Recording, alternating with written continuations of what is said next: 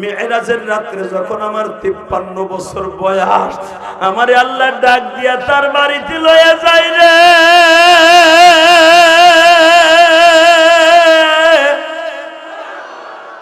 মদিনার ভূখণ্ডে ঢোকার পরে আমার আল্লাহ আমার মায়ের কবরের পাশে খাড়া করাই দিয়ে বলে, নবী চিনছেন এই কবরটা?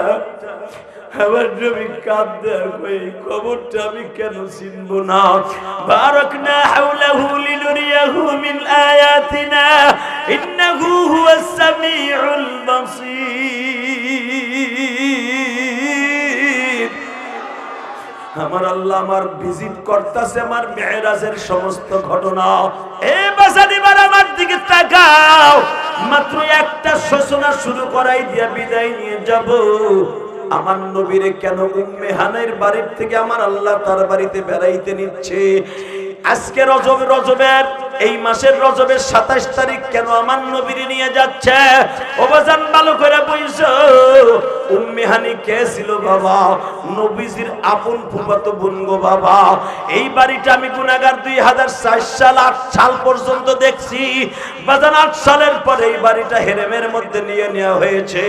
সারা মক্কার ভিতরে আমার নবীর সবাই দুশমন, আমার নবীরে ভালোবাসার মতো কেউ নাই একমাত্র আমার আল্লাহ ছাড়া। নবীর 4টা মেয়ে ছাড়া, 2টা জামাই ছাড়া, তার ভিতরে হযরত আলী নয় বাবা উসমান গনি। কাবা ঘরের পানিগুলো ওই জায়গায় পড়ে বাবা। মিজাবের রহমত ওইখানে আল্লাহ রহমত পড়ে। এইখানে ধোকা এত টাপ ব্যাপার নাই। কাবা হাতিম আবার নবীর শোয়া দিতে ঠিক রাত পরে 12টার সময় জিব্রাইল এইভাবে একটু ঘষা দিছে, নবী আমার লাভ দিয়ে উঠছে। মিকাইল সামনের দিকে এইভাবে জড়াই ধরে নবী উঠানো যাবে না। আপনি এত সময় ঘুমাইছিলেন, অনেক অভিনয় হয়েছে, আপনি কিচ্ছু জানেন না। আপনার ডাইনে বামে তাকায় দেখেন হাজার হাজার ফেরেশতা আপনার নূরের বরযাত্রী দিয়া আল্লাহর বাড়িতে নিয়ে যাবে, আল্লাহর বাড়িতে নিয়ে যাবে, আল্লাহর বাড়িতে বেড়াইতে নিয়ে যাবে। বারাকনা হাওলাহু লিনুরিয়াহু মিন আয়াতিনা ইন্নাহু হুয়াস সামিউল বাসীর। আল্লাহ তাকায় রয়েছে, ভিজিট করতেছে। আল্লাহ আমরা কি করি? নবী আপনাকে এখন অনেক কিছু নিদর্শন দেখানো হবে। আল্লাহ আপনাকে ইসরা করাইয়া এরপরে মিরাজ করাবে। আল্লাহু আকবার, জোরে বলতে হবে। পোশাক পায়া কত খুশি,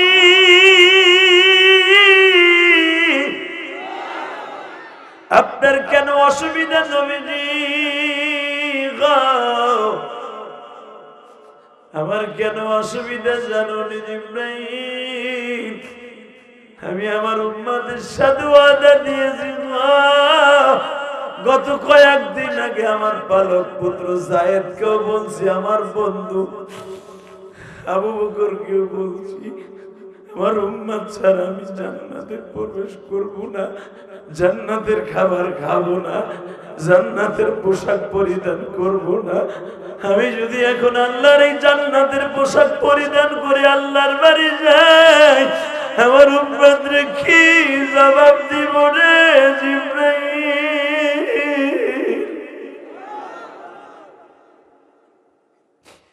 আমি এই জন্য জান্নাতের পোশাক পরতে পারবো। দরকার হয় তুমি আমারে নেও, দরকার না হলে নিও না। বেজানরে জিবরাইল বলতে বাধ্য হলেন। সিরাতে মুস্তাফার মধ্যে দেখবেন উলামা ইকরাম আল বিদায় ওয়ান নিহায়ার মধ্যে দেখবেন জিবরাইল বাধ্য হয়ে বললেন, নবীজি এইবার এই বুরাকে বিমানে উঠেন, এই বুরাক আপনারা টান মেরে নিয়ে যাবে ইব্রাহিম আলাইহিস সালামের শ্বশুর বাড়ি। ওখান থেকে ক্যাটালগে আসছে নিয়ে যাবে মুসা নবীর শ্বশুর বাড়ি, এরপরে নিয়ে যাবে ইব্রাহিম আলাইহিস সালামের আগুনের পোড়ানোর বাড়ি, এরপরে নিয়ে যাবে নমরুদের বাড়ি, এরপরে নিয়ে যাবে আপনার আইয়ুব আলাইহিস সালামের বাড়ি, এরপরে নিয়ে যাবে মুসা আলাইহিস সালামের রাজপ্রাসাদে, এরপরে নিয়ে যাবে ইউসুফ আলাইহিস সালামের রাজপ্রাসাদে, এরপরে নিয়ে যাবে ইউসুফ আলাইহিস সালামের সেই সাগরের পারে নাইনুন শহরে। আল্লাহু আকবার, জোরে বলো। এরপরে নিয়ে যাবে আপনার মদিনায়, এরপরে নিয়ে যাবে আপনার মা বাবার কবরের কাছে, এরপরে নিয়ে যাবে নবী মারিয়ামের বাপের যেই মসজিদে ইমামতি করত, মারিয়াম যেই ঘরের মধ্যে নামাজ পড়তো। ইন্নাল্লাহা আসতাফা আদাম ওয়া নূহা ওয়া আলা ইব্রাহিম ওয়া আলা ইমরান আলাল আলামিন।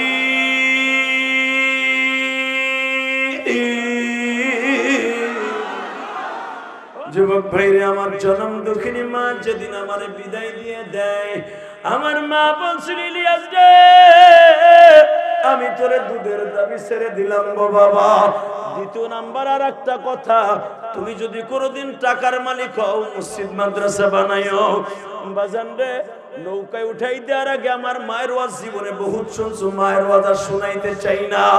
শুধু একটা কথা বলবো, এই মসজিদের কারণে আমার মা আমারে নৌকায় উঠাই দেওয়ার আগে, কারণ মাদ্রাসায় যাওয়ার আগে খেওয়া নৌকায় উঠতে হয়, খেওয়া নৌকায় উঠার আগে খেওয়া নৌকার মাঝিরে বলছিল, খেওয়া নৌকার মাঝি 5 জন যাত্রী নাও, 1 টাকা করে 5 জন লও, আমার ইলিয়াস রে তুমি পার করবা একা। 5 টাকা দিলাম। আল্লাহ 9:30 স্টেজে উঠছি, জানুয়ারির 3 তারিখ, জানুয়ারির আজকে 3 তারিখ, জানুয়ারির 3 তারিখ, হাজার হাজার মানুষ এই বেলকুশিতে বসে, সিরাজগঞ্জে বসে, আজমারায় বসে, এই মসজিদ দারুস সালামে তোমার পাগলগুলি কাঁদছে আর চিল্লাইছে।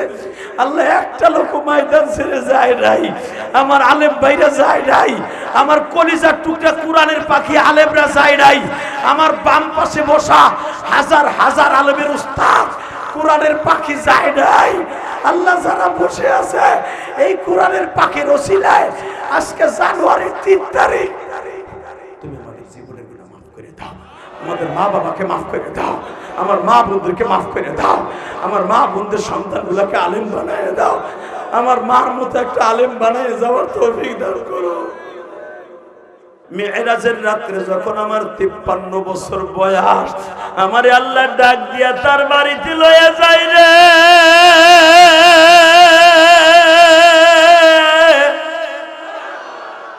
মদিনার ভূখণ্ডে ঢোকার পরে আমার আল্লাহ আমার মায়ের কবরের পাশে খাড়া করায় দিয়ে বলে, নবী চিনছেন এই কবরটা? আমার নবী কাঁদে, এই কবরটা আমি কেন চিনবো না? বারাকনা হাওলাহু লিনুরিয়াহু মিন আয়াতিনা ইন্নাহু হুয়াস সামিউল বাসীর। আমার আল্লাহ আমার ভিজিট করতেছে, আমার মেরাজের সমস্ত ঘটনা। সামিউল বাসীর, আল্লাহ দেখতাছে, শুনতাছে, সব ভিজিট করতেছে।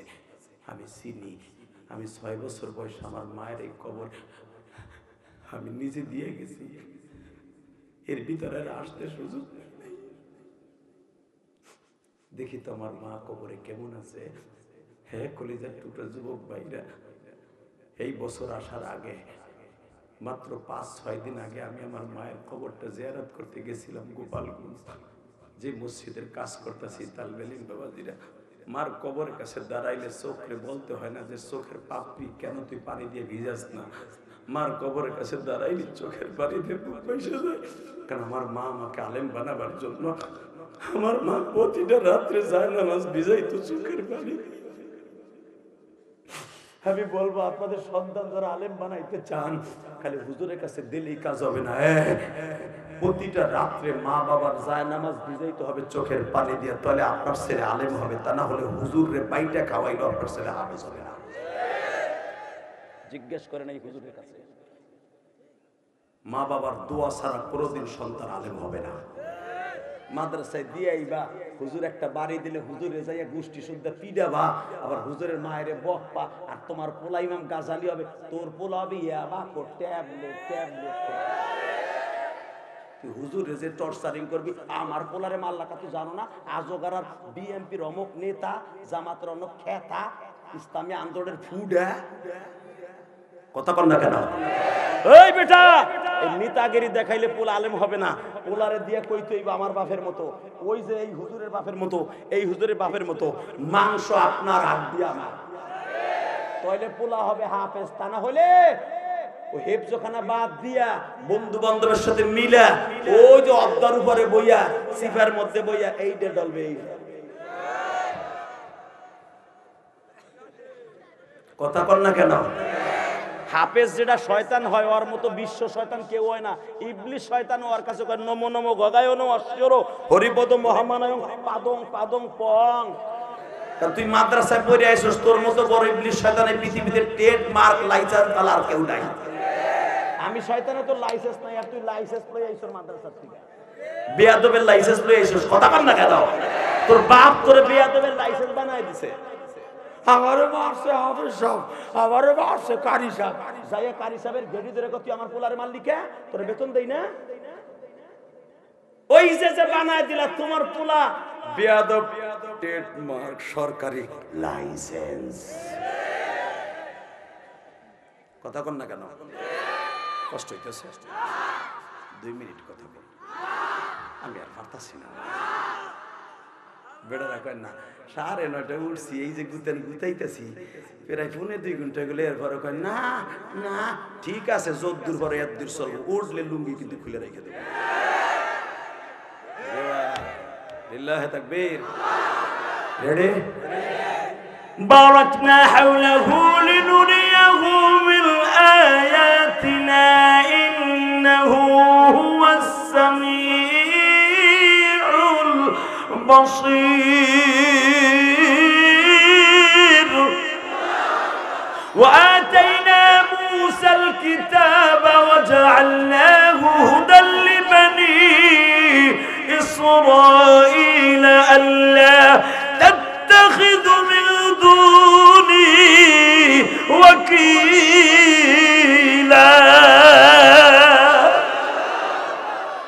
ذرية من حملنا مع نوح إنه كان عبدا شكورا। কোরআনের সাথে মধুর কিছু আছে। আরে আমি যদি এই হুজুরের মতো কারি হইতে পারতাম রে, আমার দিলটা বলে দিত। কেমনি হমু ভাই, 12 বছর পরে মারে হারাইয়া কি করবো আমি, কোন দিকে? তো মাদ্রাসা পড়াই বন্ধ হয়ে গেছিল, বাড়ির থেকে সৎ নাই বাইর করে দিল, পয়সা কেউ দেয় না। আমার যেই দৌড়দিটা ছিল আমার খালা, আমার খালাটারও গত বছর আল্লাহ নিয়ে গেছে, আমার আর কেউ নাই, আর কেউ নেই। অতএব আমি তোমাদের 2টা পাও ধরে বলে দিয়ে যে এখন আমার দিক তাকাবা। আল্লাহ বলেন, নবী গো, সারা দুনিয়া ঘুরে এখন আমার বাড়িতে আপনারা নিয়ে আসবো। আমার নবী মার কবরের পাশে দাঁড়াইয়া বারাকনা হাওলাহু লিনুরিয়াহু, আয়াতের তাফসিরে দেখবেন আমার নবী 8-2টা গাইরে দিয়ে শুধু কান দেয়ার কয়, আল্লাহ আল্লাহ আমার মা কবরে কেমন আছে একটু দেখাইবা না, একটু দেখাইবা না।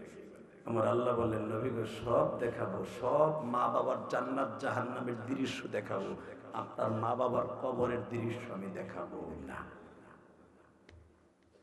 লিল্লাহি তাকবীর। এখানে সালে মুকদ্দারের জবাব হলো, তাফসিরে মারিফুল কোরআনে দেখবেন, তাফসিরে উলুমুল কোরআনে দেখবেন কেন নবীর মা বাবার কবরের দৃশ্য আল্লাহ দেখাইলেন না। কারণ হলো নবীর মা বাবার ডিসিশন আল্লাহ নিজে তার কুদরতি হাতে কিয়ামতের মাঠে করবেন।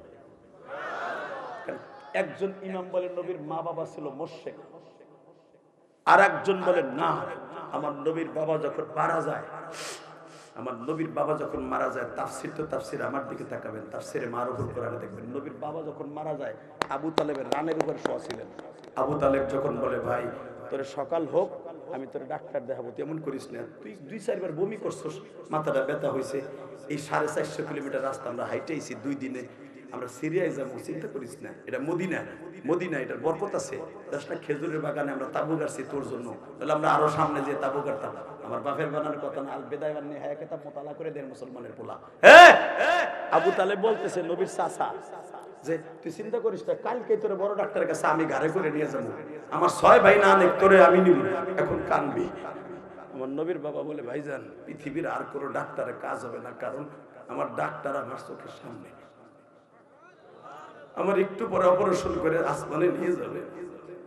এই ডাক্তার যদি কোনোদিন চাকু নিয়ে সামনে দাঁড়ায়, কোনোদিন চেয়ার, কোনোদিন বাচ্চার মুখ দেখে না, কোনোদিনও সে বিবির মুখ দেখে না, আমার চোখের সামনে আজরাইলকে দেখতেছি।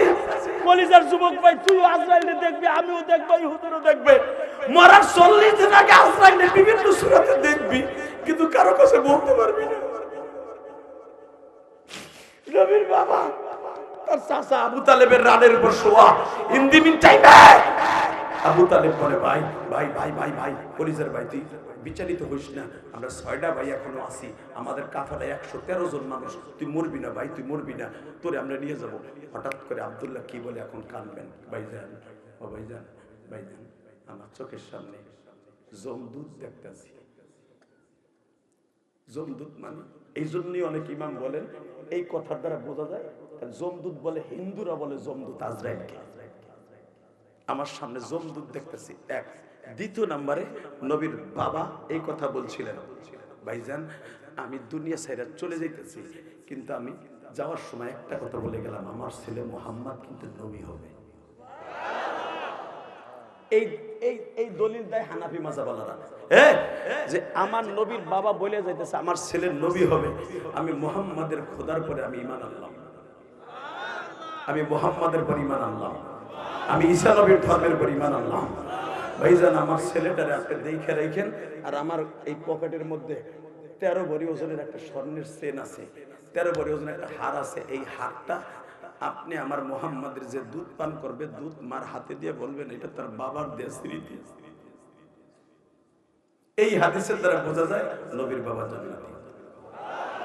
লিল্লাহি তাকবীর, লিল্লাহি তাকবীর।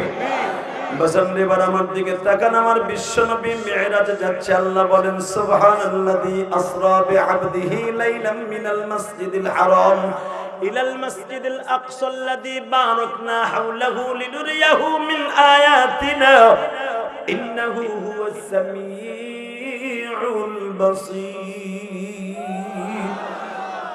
এ বাসান্নে বার আমার দিকে তাকাও, মাত্র একটা সূচনা শুরু করাই দিয়া বিদায় নিয়ে যাব। আমার নবীরে কেন উম্মে হানের বাড়ির থেকে আমার আল্লাহ তার বাড়িতে বেড়াইতে নিচ্ছে? আজকে রজবের এই মাসের রজবের 27 তারিখ কেন আমার নবীরে নিয়ে যাচ্ছে? ওবাজান ভালো করে বইছো, উম্মে হানি কে ছিল বাবা? নবীজির আপন ফুফাতো বোন গো বাবা। এই বাড়িটা আমি গুনাহগার 2004 সাল 8 সাল পর্যন্ত দেখছি। বাজান 8 সালের পরে এই বাড়িটা হেরেমের মধ্যে নিয়ে নেওয়া হয়েছে। সারা মক্কার ভিতরে আমার নবীর সবাই দুশমন, আমার নবীরে ভালোবাসার মতো কেউ নাই, একমাত্র আমার আল্লাহ ছাড়া, নবীর 4টা মেয়ে ছাড়া, 2টা জামাই ছাড়া, তার ভিতরে হযরত আলী নয় বাবা উসমান গনি।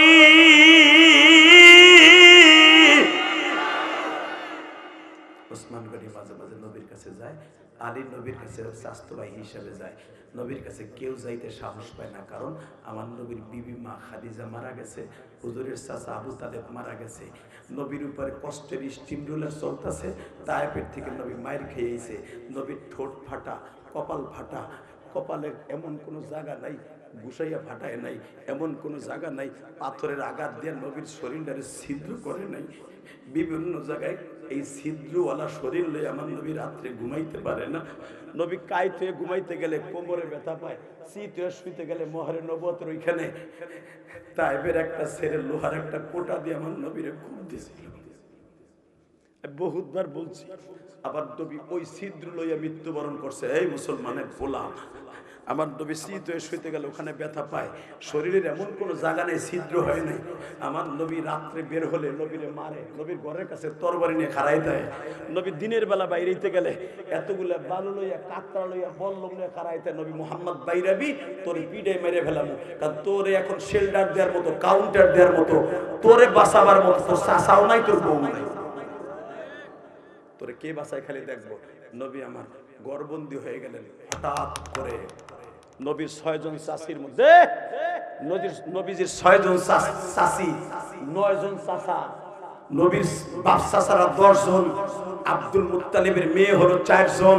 এই 4 জন চাচির মধ্যে সবচেয়ে বেশি ভালোবাসত 6 জন ফুফির মধ্যে, চাচি না সরি 6 জন ফুফির মধ্যে আর 9 জন চাচার মধ্যে সবচেয়ে বেশি ভালোবাসত 2 জন চাচা, 2 জন ফুফু, তার ভিতরে উম্মে হানি একজন। এখন কানবেন, উম্মে হানি শুনতে পাইলো আমার ভাতিজা মক্কা থেকে যাইয়া তায়েফের মাঠে মাইর খেয়ে আসার পরে তারা সবাই মারতে চায়। উম্মে হানি ডাইরেক্ট বলল, মা চল তো। কোথায়? চল, চল মা। কোথায় যাব? তুমি শোনো নাই? না, এই জানোয়ারের বাচ্চারা বলে আমার মামা তো বাইরে ঘরের বাইরে দেয় না। এমা তুইও কুরাইশ বংশের মাইয়া, আমার বাপও কুরাইশ বংশের মাইয়া।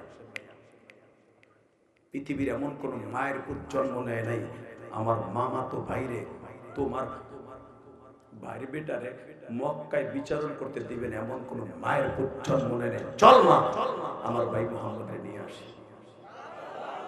জোরে জোরে হে মা আর মেয়ে যে আমার নবীরে চাদর গায়ে দিয়ে নিয়ে আসলেন, ঘুম পরে রেখে দিলেন। এখন দিলটা নরম করবেন উলামা ইকরাম। মেরাজের আলোচনা পৃথিবীর শ্রেষ্ঠ আলোচনা, যেরকম ইউসুফ আলাইহিস সালামের সূরা পৃথিবীর মজাদার সূরা, আর সূরা বনী ইসরাইলের এই আয়াতের তাফসীর পৃথিবীর শ্রেষ্ঠ মজাদার সূরা। তাকায় দেখো পৃথিবীর কোন নবীর আল্লাহ যেটা করে নাই সেটা বনী ইসরাইলের আমার নবীর সেটা করেছে আল্লাহ। এই মুসা পয়গম্বর আল্লাহরে দেখার লাগে বহুত চেষ্টা করছে, আল্লাহ দেখা দেয় না। আর আমার নবীর সাইদা লয়ে যাইতেছে আল্লাহ উপরে দেখা দেওয়া হচ্ছে। লিল্লাহি তাকবীর, লিল্লাহি তাকবীর। যেই নবীরে নিজে আল্লাহ সেদে নিয়ে যায়, নিজে বুরাক পাঠাইয়া বিমান পাঠাইয়া আসমানে নিয়ে যায়, আমার ওই নবীর যদি বাংলার জমিনে দুইটা গ্রুপ, একটা হলো বাউল আর ভাউল, আর একটা হলো কাদিয়ানি, যদি আমার নবীর ইন্ডিকেট করে কথা কয় বাবা জায়গায় কুবাইয়া মাইরা ফেলবো, জায়গায় কুবাইয়া মাইরা ফেলবো। কে কে রাজি আছস?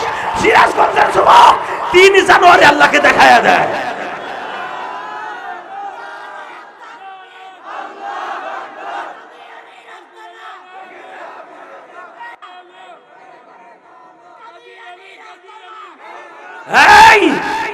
প্রমাণ করে দাও উলামা ইকরাম, বাংলাদেশে ডাক্তার ইউনূসের আমলে হয়তো এই আবাল সরকার বের হয়ে যাবে। আমার দেশে নবীরে গালি দিলে, আল্লাহরে গালি দিলে সর্বোচ্চ সাজা ফাঁসি নাই, যাবজ্জীবনে 3 মাস কি 1 বছর 6 মাস, এরপরে সে ছাড়া পেয়ে যাবে আইনগতভাবে টাকা। ও যদি ছাড়াও পায় আবাল সরকার, আর সিরাজগঞ্জে আর গোপালগঞ্জে আর মানিকগঞ্জে নবাবগঞ্জে ফরিদপুর রংপুর দিনাজপুর গাজীপুর যে কোনো জায়গায় আসুক, আজগারাও যদি আসে আরে জায়গায় মেরে ফেলে। কথা আসতে গেলে তুই লুল হয়ে মরবি, উলামা ইকরাম আসতে কথা বলে বুবা হয়ে মরবেন। ও জানে না আমার নবীর সুন্নাতে কতবার আক্রমণ করছে, আলেম উলামারা কতবার ইন্ডিকেট করে কথা বলছে। ও বদমাইশ বলেছে আমি দাড়ি রাখি না একটা মাত্র কারণে। কেন দাড়ি রাখেন নাই? দাড়ি রাখি না, এক একটা দাড়ির সাথে বলে 70টা ফেরেশতা থাকে। এত ফেরেশতার ভার আমি সহ্য করতে পারবো, এর লাগে আমি দাড়ি রাখি না। তুই দাড়ি বগলে রাখবি না কোন জায়গা রাখবি এটা তো দেহের বিষয় না। আর তুই যে 3 পিস পরস, ও কিন্তু 3 পিস পরতো দেখছো, সাদা সাদা 3 পিস পইরা নায়িকা মতো কয়েকটা একেবারে অস্ট্রেলিয়ান গাভী লইয়া তারপর স্টেজে বইতো। অস্ট্রেলিয়ান গাভী লইয়া বইয়া নাচতো আর গান গাইতো, আর এমনি বগল দেখাইতো। আর বগলে কিন্তু দেহ কালা কালা দাড়িও এনে রাখছে। কথা কর না কেন? বদমাইশের বাচ্চা, তুই বগলে দাঁড়িয়ে রাখবি না কই রাখবি না তোর ব্যক্তিগত ব্যাপার। তুই আমার নবীর সুন্নাতকে ইনকার করলি কেন? পৃথিবীর যে প্রান্তে যাবি তোরে যদি পাই ওখানেই তোরে পুঁতে ফেলবো। রাজি আছো না নাই? রাজি আছো না নাই? এই রাত 11:30টার সময় কাকে রাজি আছো উলামা ইকরাম? আর একবার আল্লাহকে হাত উঁচু করে দেখায় দাও।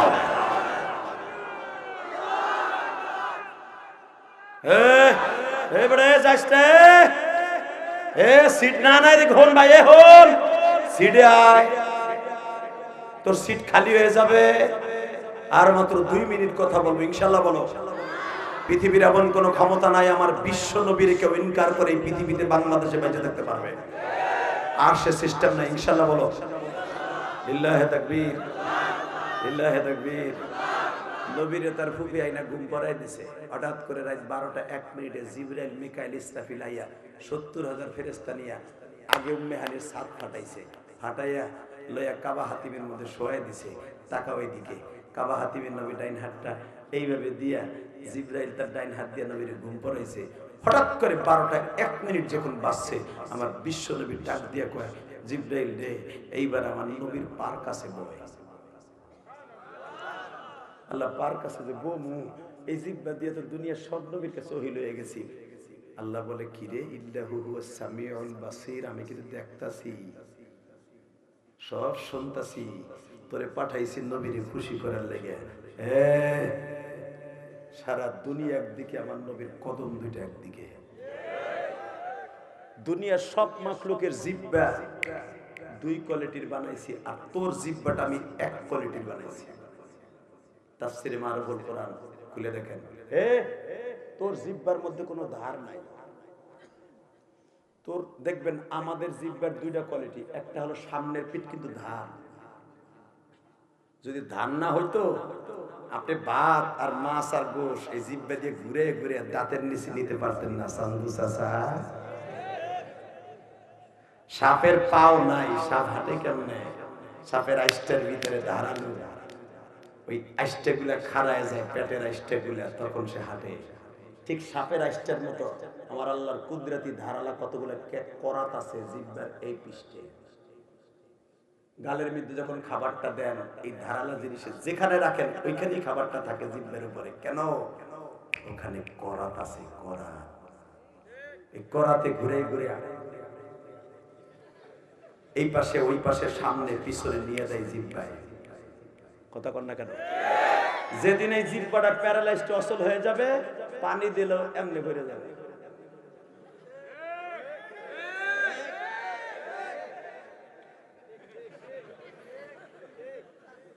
কথা কন না কেন? পানি দিবেন চামিচ ভরে, বুড়াই থাকবে হুইয়া হসপিটালে, পানি দিবেন। কারণ জিহ্বার কাম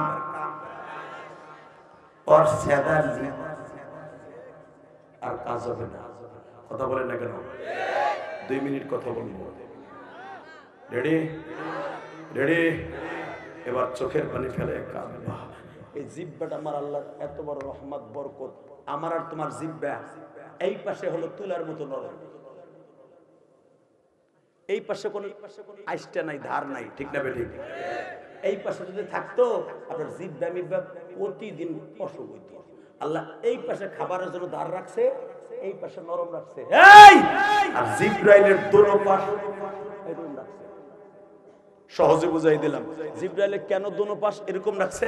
জিব্রাইলের এই জিহ্বাটা নবীর পায়ে লাগবে না। যদি ধারালা জিহ্বা দিয়ে নবীর ওইখানে ডলা দেয়, আমার নবী সুরসুরি পাবে, আমি কষ্ট পাবো। ইন্নাহু হুয়াস সামিউল বাসীর। আমি দেখবো তুই আমার নবীর ঘুমের থেকে কেমনে উঠে আসে, এখন কাঁদবেন। ঠিক এই টাইমে, এখন রাত 11:30 বাজে, ঠিক এই টাইমে জিবরাইল নবীর নিয়ে শুরু করছে অভিনয়। আস্তে করে 802টা গাড়ি দিয়া মিকাইলে বসাইছে নবীর মাথার কাছে। কাবা হাতিমের মধ্যে যারা হজ করছেন তারা দেখছেন, কাবা হাতিমে নামাজ পড়া খুব টাফ ব্যাপার। আমার এই জীবনে যে কত শতবার কাবা হাতিমে নামাজ পড়ছে আমি নিজেও জানি না। বেশিরভাগ কাবা হাতিমে নামাজ পড়ছি রাত 2টার পরে, কারণ এই সময় একটু ফাঁকা পাইতাম। কারণ এই জায়গা আমার নবীর শোয়া আল্লাহর বাড়িতে বেড়াইতে নিছে। এই জায়গাটা কত দামি জায়গা। এই জায়গার থেকে আমার নবীর 5 ওয়াক্ত 50 ওয়াক্ত নামাজ দিছে, আবার আবার নবীর এই জায়গায় নামাই দিয়ে গেছে। কাবা ঘরের পানিগুলো ওই জায়গায় পড়ে বাবা। মিজাবের রহমত ওইখানে, আল্লাহ রহমত পড়ে এইখানে। ধোকা এত টাপ ব্যাপার নাই। কাবা হাতিম আবার নবীর শোয়া দিতে ঠিক রাত 12টার সময় জিবরাইল তার জিহ্বাটা এইভাবে একটু ঘষা দিছে, নবী আমার লাভ দিয়ে উঠছে। মিকাইল সামনের দিকে এইভাবে জড়াই ধরে নবী উঠানো যাবে না। আপনি এত সময় ঘুমাইছিলেন, অনেক অভিনয় হয়েছে, আপনি কিচ্ছু জানেন না। আপনার ডাইনে বামে তাকায় দেখেন হাজার হাজার ফেরেশতা আপনার নূরের বরযাত্রী দিয়া আল্লাহর বাড়িতে নিয়ে যাবে, আল্লাহর বাড়িতে নিয়ে যাবে, আল্লাহর বাড়িতে বেড়াইতে নিয়ে যাবে। বারাকনা হাওলাহু লিনুরিয়াহু মিন আয়াতিনা ইন্নাহু হুয়াস সামিউল বাসীর। আল্লাহ তাকায় রইছে, ভিজিট করতেছে। আল্লাহ আমরা কি করি? নবী আপনাকে এখন অনেক কিছু নিদর্শন দেখানো হবে। আল্লাহ আপনাকে ইসরা করাইয়া এরপরে মিরাজ করাবে। আল্লাহু আকবার জোরে বলতে হবে। আপনারা ঘুরাইয়া তারপর আল্লাহর বাড়িতে নিবে। নবী আমার এত বড় সৌভাগ্য, আল্লাহ যা কইলো 3 দিন আগে তাই করব। হ্যাঁ, রেডি হন। আমার কি করতে হবে?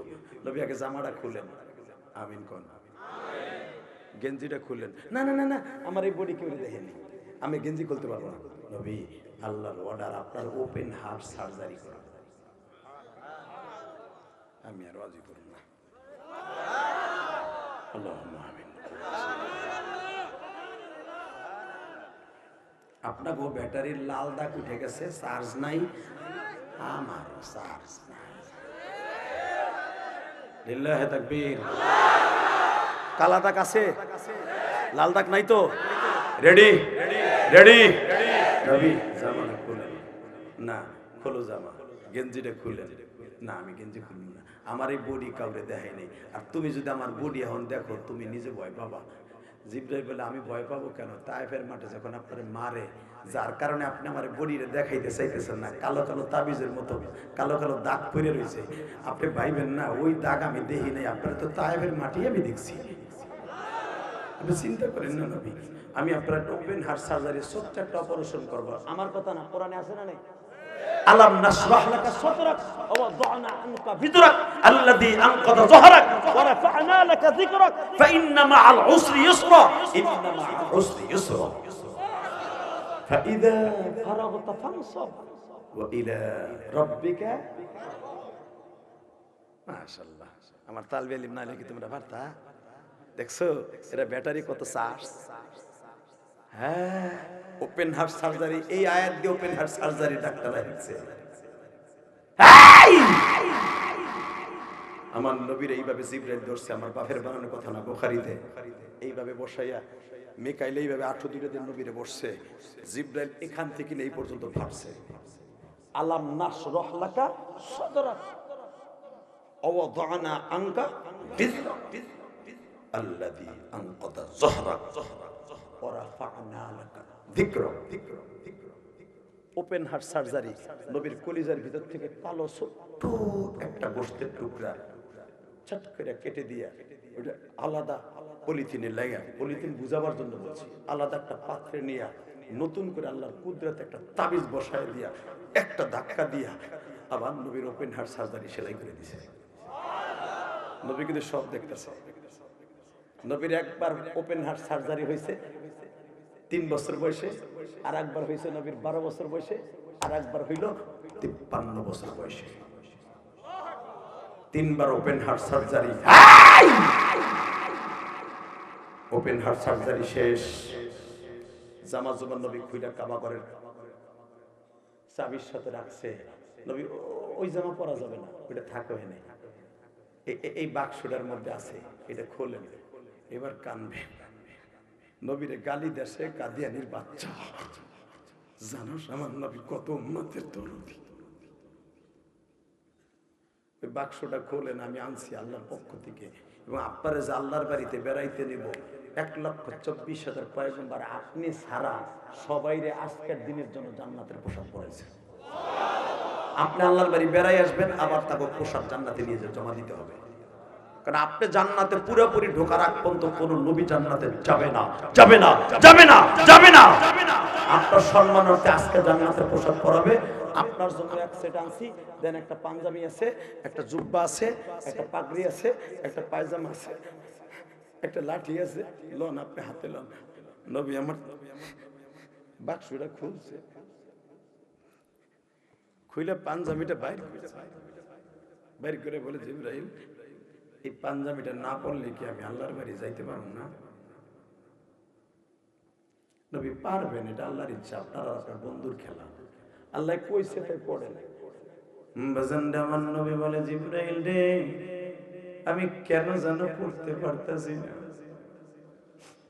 কেন গো নবী? সমস্ত নবীরা জান্নাতের পোশাক পায়া কত খুশি,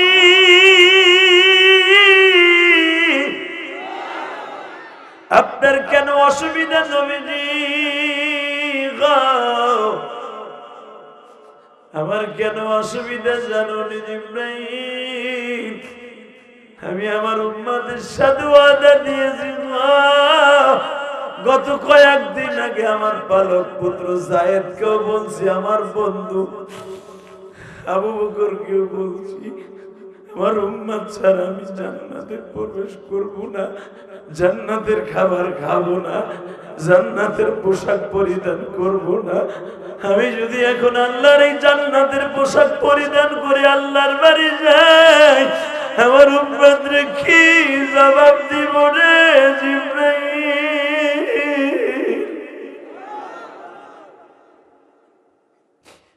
আমি এই জন্য জান্নাতের পোশাক পরতে পারবো। দরকার হয় তুমি আমারে নেও, দরকার না হলে নিও না। আমি এই জামা পরে যাবো। এবার কানবি ভাই, তোর পাও দুইটা ধরছি, তুই জীবনে কি চাস, কোটি কোটি টাকার মালিক হইতে চাস, তুই এখন হয়ে যাবি। নবীর জন্য যাদের চোখ দিয়ে অস্ত্র প্রবাহিত হয়, ওই চোখ দিয়ে যা চাবে আল্লাহর কাছে তাই পাবে। যেই দরদের নবী আমার, কলিজার নবী আমার বললেন এই জামায় ঢেলে দাও ঢলে জামুড়া। ওই জামাটা কি জামা ছিল জানোস ভাই? তায়েফের মাঠে ছেলেরা মাইরা যে ফাটায় ফেলাইছিল, ছিঁড়ে ফেলছিল, ওই পাগড়িটা ওই জামাটাই পড়া ছিল। নবীর ওই যে জুতা পরা ছিল, কাঠের জুতার কাপড়ের জুতা, যেই জুতাটা রক্ত ঝরতে ঝরতে আটকে গেছিল, ওই জুতাটাই আমার নবীর পায়ে দেওয়া ছিল। আমার আল্লাহর খেলা বুঝবার মতো কোনো কায়দা নাই। ও জিবরাইল, আমি যদি নতুন জামা পরে যাই, তাহলে আমি আল্লাহরে তো দেখাইতে পারলাম না যে কোন জুতা পাই দিয়ে আমি মাইর খাইছিলাম। আমি আল্লাহরে দেখামু আর পাও দূরে কমু, এই কাপড়ের উসিলায় আর জুতার উসিলায় আমার উম্মতরে মাফ করে দাও, আমার উম্মতরে মাফ করে দাও, আমার বেলকুসির উম্মতরে মাফ করে দাও, আমার সিরাজকুসির উম্মতরে মাফ করে দাও।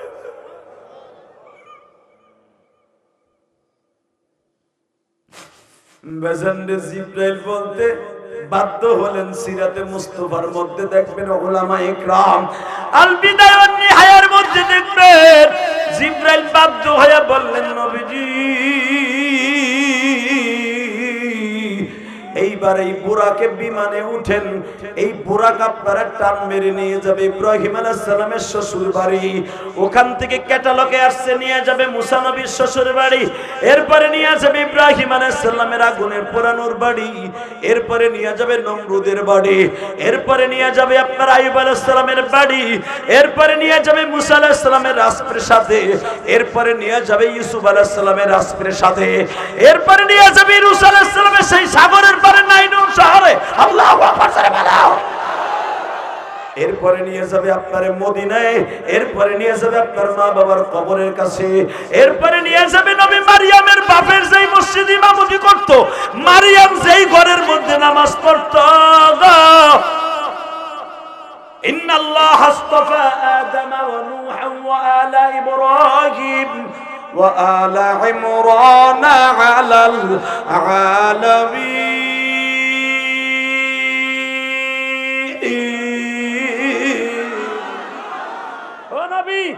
ইন্নাল্লাহা আসতাফা আদাম ওয়া নূহা ওয়া আলা ইব্রাহিম ওয়া আলা ইমরান আলাল আলামিন। ইমরান কোন নবী ছিল না? নবী। তার বাড়িতে কেন আপনার নামাজ পড়াইতেছে জানেন? এত সময় তো নবীদের বাড়ি ভিজিট করাইছি, ইমরানের বাড়ি কেন বসাইছে জানেন? এই ইমরানের সব দিক দিয়ে গুণান্বিত। ইমরান ছিল একটা মসজিদের ইমাম। এই ইমরান এত বড় আল্লাহর কাছে দামি ছিল। ইমরান আলাল আলামিন, এই ইমরানের পরিবারটা ছিল পৃথিবীর ভিতরে শ্রেষ্ঠ একটা পরিবার। ইমরান ছিল সাধারণ একটা ইমাম। আমার ইমাম ভাইরা কষ্ট নিয়েন না, আপনাকে মুসল্লিরা কষ্ট দেয়, সভাপতি সেক্রেটারি কষ্ট দেয়, কষ্ট নিয়েন না। মারিয়ামের বাপের কষ্ট দিচ্ছে। মারিয়ামের বাপের নাম ছিল ইমরান। কি নাম ছিল? জোরে কর, আরো জোরে। দেখছেন ইমরানের নাম কোথায় আসছে? ইমরানের নাম কোরআন শরীফে সূরা আলে ইমরান। শুধু তাই নয়, ইব্রাহিম আলাইহিস সালামের পাশে জায়গা পাইছে ইমরান। আপনারা যদি মুসল্লিদের নির্যাতন, কমিটির নির্যাতন সহ্য করে ইমামতি করে যদি ইমান ঠিক রেখে কবরে যেতে পারেন, মাদ্রাসা পড়ায়া হিফজ করে হাফেজ বানায় যেতে পারেন, খোদার কসম খায়রুকুম মান তাআল্লামাল কুরআন ওয়া আল্লামা, আপনি যোগ শ্রেষ্ঠ জান্নাতি একজন মহাপুরুষ হবেন। কষ্ট হইতেছে? 2টা মিনিটে বিদায় নিয়ে যাব। রাখো। তুমি সারাই তো আর সোনার বেড়ারা হেফজখানা করাইব। এই যে আমার আলেম ওলামারা ভাবতেছে যদি আমরা জায়গা হুজুর যেভাবে কইছে আমারও তো লুঙ্গি টেনে ধরবো। এই ডরে বেড়ারা উঠতেছে না, আমার ওয়াজের লেগে বেড়ারা বই থাকে না, আমি জানি। 30টা সেকেন্ড আমি বলবো, যতগুলো আলেম এখানে আসছেন আমি আপনার পায়ের ধুলের সমান না। আমি হাফেজ না, কিন্তু আমি হাফেজের বাপ। যদি কারণ কেমনে আমার 2 পোলা হাফেজ, এই লেগে কিছু হাফেজ ভাই। আমার বড় ছেলে বাংলাদেশ থেকে মাত্র 7 মাসে হাফেজ হয়েছে, মিশরে আল আজহার বিশ্ববিদ্যালয়ে পড়ে ফিকহ মুফতি পড়ে বাংলাদেশে এসেছে। ছোটটা একেবারে এবার হাফেজ আল মারকাজুল মাদ্রাসায় বসে আহমদুল্লাহ সাহেব মাদ্রাসায়। আলহামদুলিল্লাহ। তাহলে আমি হাফেজের বাপ না? আমি হাফেজ না, কিন্তু হাফেজ আবার অনেকে সেট করে বসে হাফেজ না, কোরআন শরীফ পড়তে না, হাফেজ বাপ। এই দিক দিয়ে হাফেজ। লিল্লাহে তাকবীর, লিল্লাহে তাকবীর। দুইটা পাও ধরে বলবো, যুবক আমার সাথে ওয়াদা দে, এই কোরআনের রাহক বাহক যারা, এই কোরআনের বুকিনে 24 ঘন্টা যারা ঘুরে তোর ইমামতি করে, কোনোদিন তাদের দিকে চোখ তুলে তাকাই একটা বকা দিবি না। রাজি আছো? কোনোদিন 5 ওয়াক্ত নামাজ কামাই দিবি না। হাত তোল। লিল্লাহে তাকবীর, লিল্লাহে তাকবীর। নামাহা 2 নাম্বার আরেকটা কাজ, 3 নাম্বার আরেকটা কাজ করবি, যতদিন বাঁচবি মা বাবার চেহারার দিকে তাকাইয়া মাঝে মাঝে চাইয়া থাকবে এইভাবে। গোসল করে যাইয়া মার চুলের মধ্যে তেল দিয়ে দিবি। আমি পারি না, আমি দিছি আমার জীবনে। আমার আলেম ভাইরা হয়তো জানেন না, আল্লাহর কসম করে বলছে, আল্লাহর জাতের কসম, আল্লাহর জাতের কসম হুজুর, আমি আমার মায়ের কোরআন শরীফ পড়েছি। কেমনে পড়েছি? আমার মা আলেমের মাইয়া ছিলেন, আল্লামা শামসুল হক ফরিদপুর নিজের হাতে গড়া ছাত্র আমার নানা মৌলানা শহীদুল ইসলাম গোপালগঞ্জে। কিন্তু আমার নানার 2টা মাইয়া তো আল্লাহ দিতে দিতেও মাদ্রাসা পড়ে নাই। আর ওই জমানে পড়ার তো সিস্টেম ছিল না, মহিলা মাদ্রাসা ছিল না, নানায় পড়ায় নাই, মসজিদও দেয় নাই। আল্লাহ ছিল আমার মাইয়া, আদর করতে করতে মা যখন শুনলো কোরআন শরীফ সহি শুদ্ধ না থাকলে নামাজ কবুল হইব না, আমার মা আমারে বললো, ইলিয়াস রে তোরে মাদ্রাসায় দিছে, আমি তোরে উস্তাদ বানামু, তুই আমারে পড়াবো। ভাই আমি কেবল 6 মাস মাদ্রাসায় ভর্তি হয়েছি, বাড়িতে আসলাম, আমার মা কয় তুই কোরআন শরীফ কোন কোন সূরা পারোস? আমি বললাম মা আম পারা প্রায় মুখস্থ হয়ে গেছে, মস্ক করছি মা। আমার মা কয় তুমি পড়ো আমি শুনি। আল্লাহর কসম আমার মা বড় আছে পারাটা নই, আমার সামনে বসে কয় ইলিয়াস তুই পড় আমি শুনি। আমি পড়ি, আমার মা পড়ে, আলাম তারা পর্যন্ত আমার মায়েরে আমি মাদ্রাসার ছুটিতে আইয়া মুখস্থ করেছি। আমার মা তো মুখস্থ ছিল 13-14টা, কিন্তু সহি ছিল না বাবা। আমি আমার মায়ের সহি শুদ্ধভাবে পড়াইছি। পড়ে মায়ের বলছি, মা এখন তোমার পড়াটা মোটামুটি ভালো না। তখন আমার মা বলে, কিয়ামতের মাঠে যদি আল্লাহ জিগায় আমি খুব আমার ইলিয়াস আমার উস্তাদ।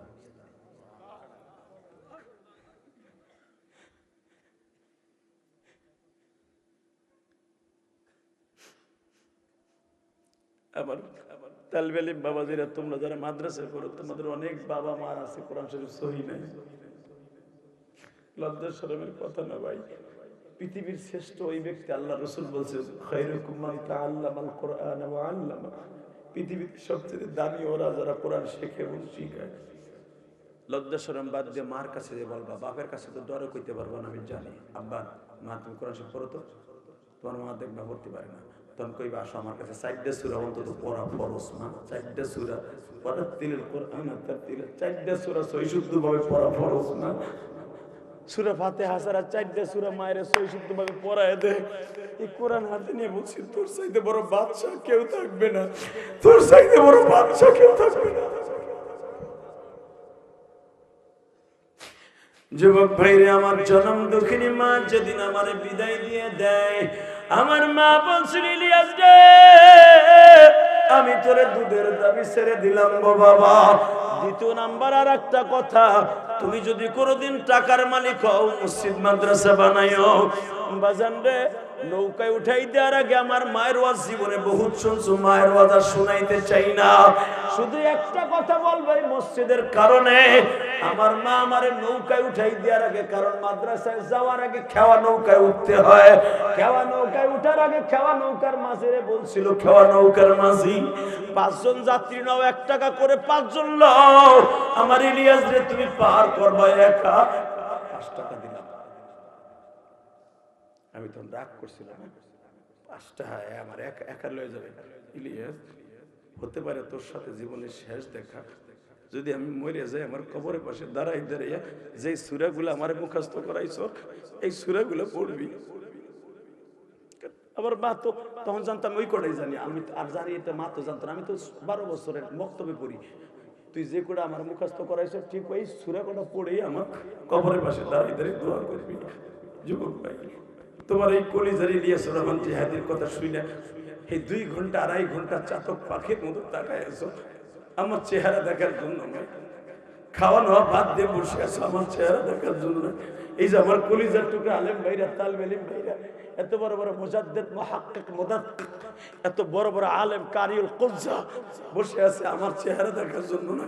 বাংলাদেশে অনেক বক্তা সুপারস্টার আছে, 2 ঘন্টার ভিতরে আধা ঘন্টা ওয়াজ করার পরে মাঠ খালি। ইলিয়াস রহমান জিহাদির মাহফিল থেকে কেন আল্লাহ উঠায় না, তার কারণ আছে। আমার অ্যাকাউন্টে মায়ের দোয়া ভরপুর। আমার ইলম কালাম নেই, কিন্তু আমার মায়ের দোয়া আমার অ্যাকাউন্টে আছে। এই কারণেই তুমি আল্লাহর রহমতে বসে থাকো।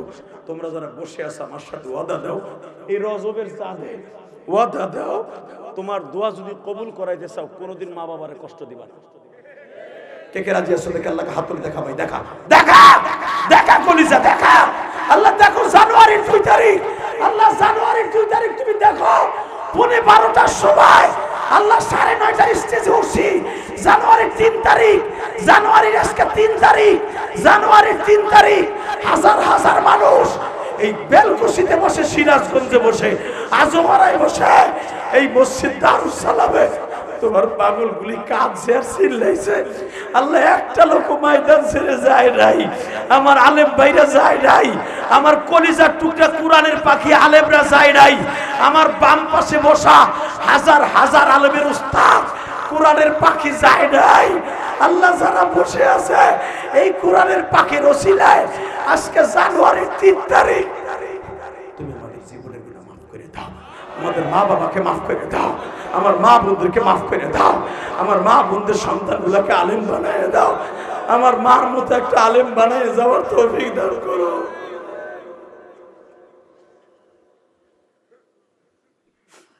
আর একটা কাজ করবা, আমি আমার মায়ের জন্য কোটি কোটি টাকা খরচ করে মসজিদ মাদ্রাসা বানাইছি। তোমার কোটি টাকা খরচ করে বানান লাগবে না, মাঝে মাঝে কিছু টাকা দিয়ে আল্লাহ রাস্তায় দান করবা। পারবো না ভাই? পারবি ভাই? এত টাকা পয়সা বেতন পাস, সারাদিন কাজ করো, সেই যে এটা টাইনা টাইনা হাতের ভিতরে ফুসকা পড়ে যায়, বউর নিয়ে খাওয়াস, তোর কষ্টের টাকা দিয়া তোর বউ এমবি কিনা তার নাঙের সাথে প্রেম করে। কারে খাওয়াইতেছ? সবচেয়ে বড় সুন্নিরে খাওয়াইতেছ, সবচেয়ে বড় শত্রুরে খাওয়াইতেছ, সবচেয়ে বড় তোর শত্রুরে খাওয়াইতেছ। তোর কষ্টের টাকা দিয়ে এমবি কেনে, মগির মাইয়া মগি তোর সাথে 1 মিনিট খবর লয় না সারা দিনের ভিতরে, সারা রাতের ভিতরে, আর নাঙের লাগে সারা রাত টিকটক করে। তা কোন বদমাইশ মহিলারে খাওয়াস? জানি মহিলারা না আজান দিয়ে বকবো, যে মহিলা আমার পাক করে খাওয়াইছে ও কবে যেটা জানলে এই পাটাটার আমি খাওয়াইতাম না। বাস্তব কথা বলে দিয়ে যায় যে তোর পাও দুলে ধরছি, কে তোর বান্ধবী? একমাত্র বান্ধবী হল আমার আল্লাহ। 1 নম্বরে বান্ধবী তোর মা বাবা, তাদের খেদমত করবে ইনশাআল্লাহ, ইনশাআল্লাহ। 30টা সেকেন্ড এখানে কেউ আছে? কোন দরদি আছেন কি? যদি আল্লাহ আমাকে, আমি তো পুরো রমজান মাস উমরাই থাকবো। এই যে আমার মাথায় যে চুল দেখতেছেন এটা কিন্তু উমরার চুল। 6টা দেশ সফর করার পরে Dubai, Malaysia, Singapore, Indonesia, China, লাস্টে সৌদি আরব উমরা করে যে চুল, এই চুল এখন আমার মাথায়। আবার রমজান আসতেছে, পুরা রমজান মাস থাকবো মক্কা মদিনায়। আমি বলে গেলাম আবার রমজান শেষ হলে হজেও যাবো ইনশাআল্লাহ। টাকা কামাইতেছি, খালি কি ওই সুন্নি আর সুন্না গুলো লেগে নেই। এখন কামাবো, আল্লাহ রাস্তা খরচা করবো। আবার বুড়া চাষে মনে করবে, মনে বুঝে বসুর ওটা তোমার দাও সুর, আমার গোটা সুর না। কথা কন না কে আমার গোটা লাগবো কি?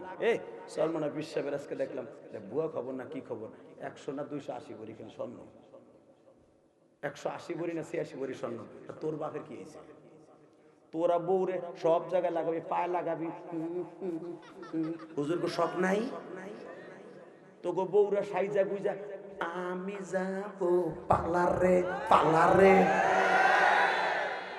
হুজুর কো বউরা পার্লারে যাবে না, সে সাইজা গুজা 250 ভরি দিয়ে স্বামীর লাগে সাইজা বুঝা থাকবো। নাইকা ইচিং কিম পাকা চি চি হইয়া। কথা বলেন না কেন? হ্যার বউগো স্বর্ণ থাকলে পেপারে ফোকাস করো, তাই না? আর ওই যে কাউয়া কাদেরের বউ যে 350 ভরি, ওটা দেখোস না? 3000 ভরি দেখোস না? ওইটা হুজুরের বউ, হুজুরা খালি হাওয়া খাবে, অগো বউ গোবর হারের দরকার কি, অগোবর আবার রুল তোরে পিডাইয়া। লিল্লাহে তাকবীর, লিল্লাহে তাকবীর। এমপি মন্ত্রীর বউগুলার যদি 1000 ভরি 900 ভরি থাকতে পারে, সরমনা পীর সাহেবের বোর্ড থাকবে 5500 ভরি। কারণ তার স্বর্ণ থাকলে যাকাতটা গরিবে পাবে, আর তোর বোর স্বর্ণ থাকলে যাকাত তো দূরের কথা। লিল্লাহে তাকবীর। এই মুসলমানের পোলা, আলেমুল আমার হইলে টিটকারা মারে না, আলেমুল আমার টাকা হইলে খারাপ লাগে। এই ইমামগুলা ভালো জামা গায়ে দেখ, ভালো একটা চাদরই দেখে, তোকে চেয়ারম্যানের এরকম চাদর নাই, ও কেন্দ্রে সাহসই পাবে না, মগায় পরে কি এমন এক কোট ও 3 বছর আগে ইস্তারিতে দিয়েছিল আর দেই না।